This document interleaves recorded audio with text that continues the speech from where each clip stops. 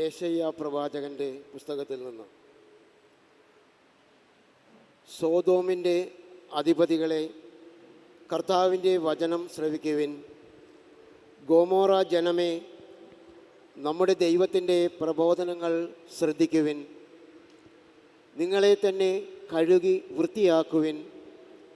നിങ്ങളുടെ ദുഷ്കർമ്മങ്ങൾ എൻ്റെ സന്നിധിയിൽ നിന്ന് നീക്കിക്കളയുവിൻ.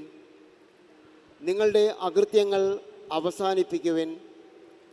നന്മ പ്രവർത്തിക്കുവാൻ ശീലിക്കുവിൻ. നീതി അന്വേഷിക്കുവിൻ. മർദ്ദനം അവസാനിപ്പിക്കുവിൻ. അനാഥരോട് നീതി ചെയ്യുവിൻ.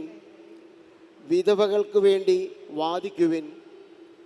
കർത്താവ് അരുളി ചെയ്യുന്നു, വരുവിൻ, നമുക്ക് രമ്യതപ്പെടാം.